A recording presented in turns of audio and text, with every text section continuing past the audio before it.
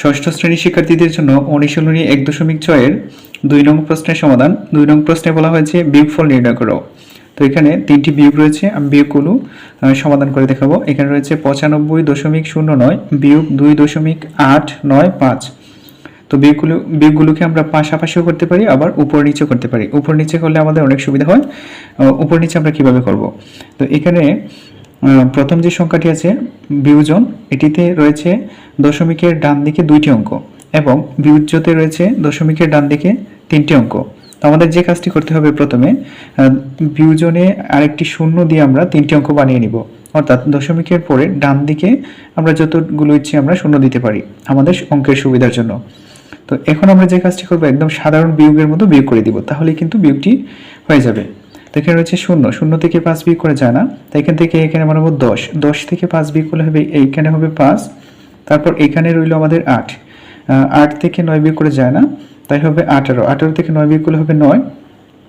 তো এবার এখানে আমরা 1 এনে 10 বানিয়েছিলাম, তো 10 থেকে 1 নিয়েছি, তাহলে 9 রইল, 9 থেকে 8 বিয়োগ করে দিব, 9 থেকে 8 বিয়োগ করলে হবে এইখানে 1, তারপর এবার রয়েছে দশমিক, দশমিকটি দিয়ে দিব, তারপর এখানে আছে 5, 5 থেকে 1 নিয়েছি 4, 4 থেকে 2 বিয়োগ করলে হবে 2, তারপর এখানে কিছু নেওয়া হয় নাই, তাই এখানে হবে 9।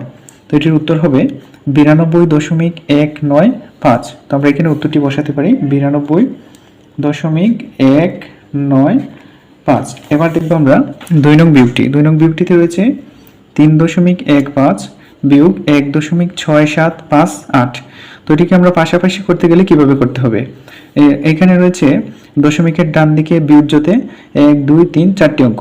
তো বিয়োজনেও আমাদের 4টি অঙ্ক বানাতে হবে। 4টি অঙ্ক বানানোর ক্ষেত্রে আমাদের এখানে দিতে হবে 2টি শূন্য, তাহলে কিন্তু 4টি অঙ্ক হয়ে যাবে। এখানে শূন্য দিলেও সমস্যা নেই, কারণ এখানে রয়েছে দশমিক।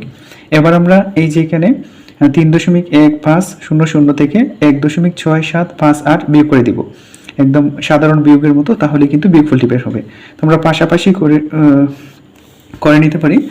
এখানে 0 থেকে 8 বিয়োগ করা যায় না, তাই 10, 10 থেকে 8 বিয়োগ করলে হবে 2, তারপর এখানে রয়েছে 9, 9 থেকে 5 বিয়োগ করলে হবে 4, 4, তারপর এখানে 4, 4 থেকে 7 বিয়োগ করে যায় না, তাই 14, 14 থেকে 7 বিয়োগ করলে হবে 7। এখানে 1 থেকে আমরা 1 নিয়েছি, তাহলে রয়েছে এখানে 0, 0 থেকে 6 বিয়োগ করে যায় না, তাই বানাবো 10, 10 থেকে 6 বিয়োগ করলে হবে 4। তারপর আসলে আমাদের দশমিক, এখানে আমরা দশমিকটি দিয়ে দিব, এইটা পর্যন্ত হয়েছে। তারপর এখানে 1 নিয়েছিলাম, তাহলে 2, 2 থেকে 1 বিয়োগ করলে হবে এখানে 2, এটির উত্তর হবে 2.4742। তো আমরা উপর নিচে করে দেখি কিভাবে হয়। তো ঠিক একইভাবে এখানে 2টি শূন্য দিয়ে আমরা পূরণ করে নিব।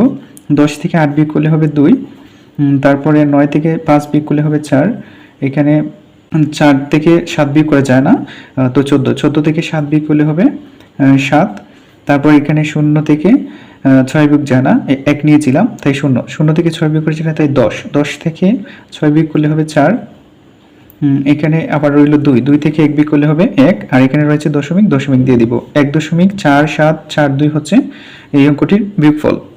তো এবার দেখব 3 নং অঙ্কটি কিভাবে হয়। 3 নং অঙ্কটিতে বিয়োজন রয়েছে একটি পূর্ণ সংখ্যা 899 বিয়োগ 23.987। তো এটির ক্ষেত্রে আমরা যে কাজটি করব, এখানে একটি দশমিক দিতে পারি, দশমিক দিয়ে আমরা এখানে 3টি শূন্য দিয়ে পূরণ করে নিব। এবার আমরা বিয়োগটি করতে পারি একদম সাধারণ বিয়োগের মতো।